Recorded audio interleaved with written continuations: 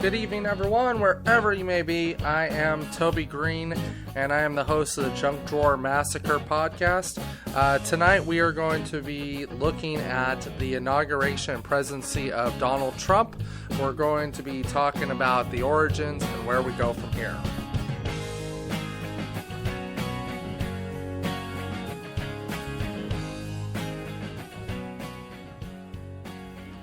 All right, everyone, we are... let's see, the date here is Thursday, January 19th. It is in the evening, and I am rambling about Trumpacolypse. So there's going to be a lot of opinions, and I'm going to try to keep things moving. It's a little tough to do that always, but we're going to give it a shot. Before we begin digging into Trump's agenda, I want to take you back to a place in Donald Trump's Donald Trump's history and America's history, which is back in 2008. Now, why is this important? In order to talk about his agenda, you've got to see where this stems from. You know, people in this country right now are running around asking themselves, is my country racist? How did Trump happen? How did this all happen? What could have happened? Well, first of all, yes, America has a deep racist history, but that alone isn't what elected Trump. The big thing that elected Trump had its origins in the banks. The whole banking system collapsed in 2008. So let's go back in the time machine. Let's all make the noise. No, I can't do it. Anyways, point being is that in 2008 and 9, the banking system completely collapsed. And there was a backstop called AIG that was basically an insurance to the banks. They collapsed, and it triggered a massive hemorrhage in the banking system. This was happening at a time in which a transfer of power was taking place, where the President of the United States, at the time was George W. Bush. He was handing over power to soon-to-be President-elect Barack Obama. So Barack Obama came into the presidency inheriting a whirlwind of problems. This is the type of problems that led to the Great Depression in the 1930s. The world is a much different place than it is was in 1931 or 32. And in particular, what America had what the United States had in particular, they didn't have in 1932 was the basically 45, 50, 60 years in which the United States has been more or less the head of the New World Order, wherein they were basically the U.S. has been able to dictate a lot of policy. So what happened at that point was that in 2009 was that suddenly that whole where the world was changed and how now America is kind of at the head of the dinner table, that was now challenged. And Barack Obama, along with the Fed, who is at the time was Ben Bernanke was leaving. It's Timothy Geithner, and would soon become now Janet Yellen. Basically, at that time, they were facing a problem. You gotta understand what the Fed is in a lot of ways. The Fed is like a gas pedal to the economy. When the Fed pulls the brake and raises interest rates, it becomes harder to get loans. They cool down a hyper hot economy. When there is an abundance of money or they need to stimulate the economy so people go out and spend, the Fed then will increase money supply. So Obama and everyone there, they were looking at a catastrophic breakdown of actually I won't even say Western society, the global economy was breaking down. So in order to address this problem, they started a number of programs. They did the bailout and the stimulus, which is the one that everybody knows. But really, in the grand scheme of things, the bailout and stimulus, which was just shy of $1 billion, it helped a little bit, but really wasn't the thing that got the economy back off on the ground. It was a program known as quantitative easing, which for those of you who are my friends and people I've talked with, you've heard me talk and drone on about this, but it's very important that people understand this. What had happened was that the banks were holding on to all these toxic loans, home loans and housing loans, and all these products that were put together artificially to create new derivative financial instruments. So bottom line is this: you don't have to be an expert in that, other than these assets on the ledger sheet look terrible, and it's shaken investor confidence. So investors weren't investing in banks. So banks like Washington Mutual, I think Countrywide, and different banks, they all went under, or they were faced very severe. Wells Fargo almost went under. Bank of America almost went under. So all of this took place, and there needed to be a solution, because there has never been any regime in the history of the world who, if they have the option of stopping such a collapse, wouldn't go ahead and try to stop that. So what took place was the quantitative easing program got started. And what quantitative easing did was it basically injected about $25 to $35 billion into the global economy by relieving many of these toxic assets off of the ledger sheet, finding other things. And what they would do is basically buy it for pennies they'd buy the asset at its full price, and then they would sell the distressed asset back for pennies on the dollar. And in that way, you'd basically launder the original instrument, or you'd break apart pieces of the instrument that were happening, for instance, through Fannie Mae and Freddie Mac were also involved in a lot of this. So by doing that process, what they ended up doing was cleaning up these bank balance sheets. And the banks had extra funds, and in some places they would inject the money and liquidity straight into the stock market.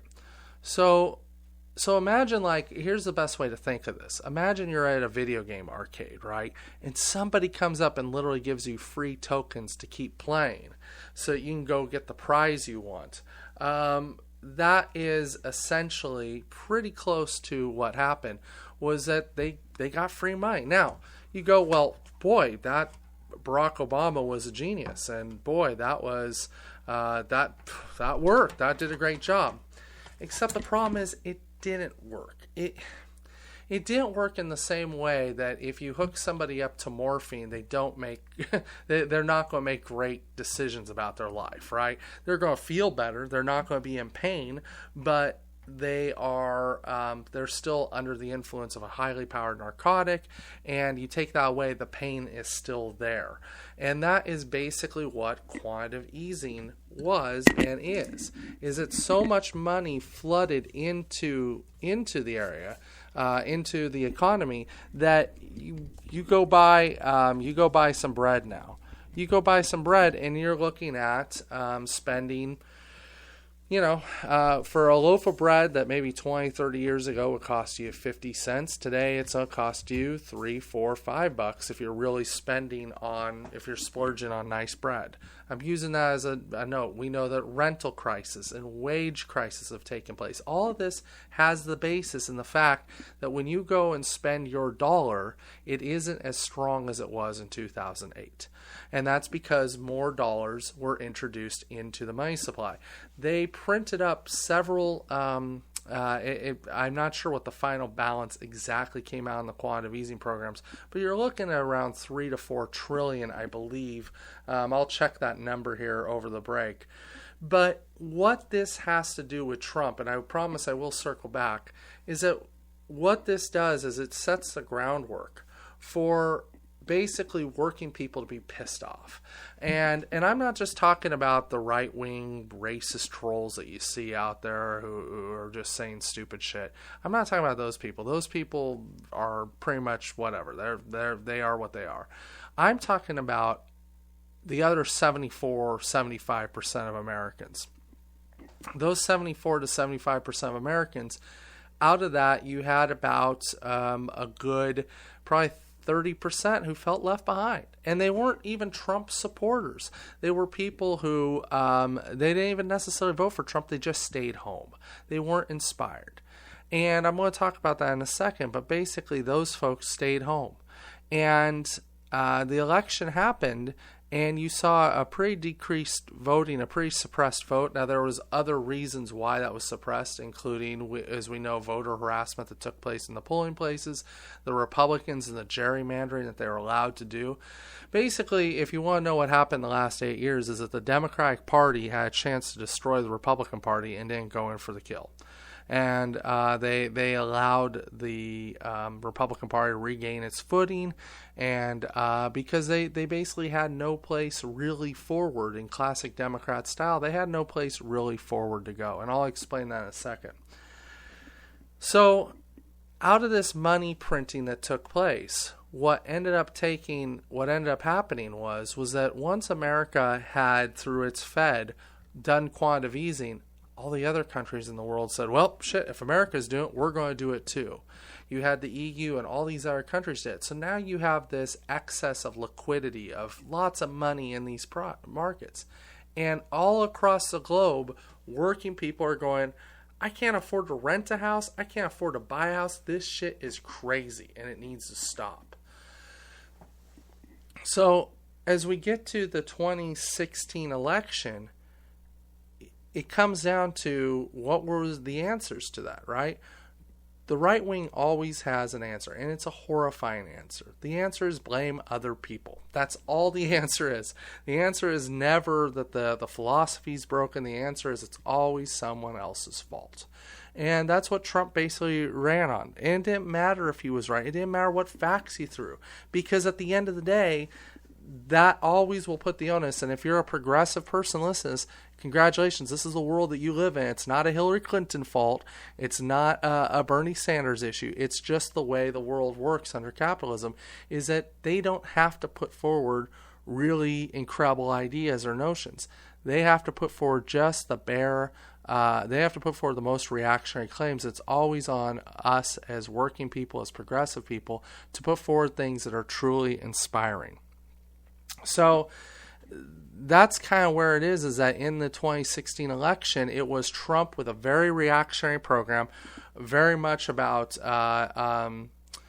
closing borders, scapegoating everyone else, and really appealing to yes, predominantly white workers, but not just white workers. It was anybody who felt like they lost a step. He had a scary, terrifying answer. It was somebody else's fault, and that's what he ran with. And he blamed any race that he could. And this is part of a plan that Steve Bannon, a Breitbart, is working on that's been basically running Trump's campaign since August. This is part of a plan. But skipping that out, Hillary Clinton, the left side, or the ostensibly left side of the aisle, needed to have a solution. But they ran up against a problem that I'm going to detail that basically it was going to sink. It could have sunk. People are like, oh, Bernie Sanders would have won. Well, I don't know. And I don't know because the thing that sunk Hillary Clinton could have sunk Sanders. So we're going to step aside here for a moment. I've just done 12 minutes on this wrap, but I wanted to thank you for hanging in there. I wanted to talk about this issue. Because it's fundamental to understand about how to survive Trump. And we're going to get in, when I step away, we're going to talk a little bit about the coming civil war. And no, it's not a civil war between, left and right. It's a right-on-right civil war that's going to take place in the very near future. So hang with me here for a moment. We're going to play some dramatic rock ballad music. So hang tight.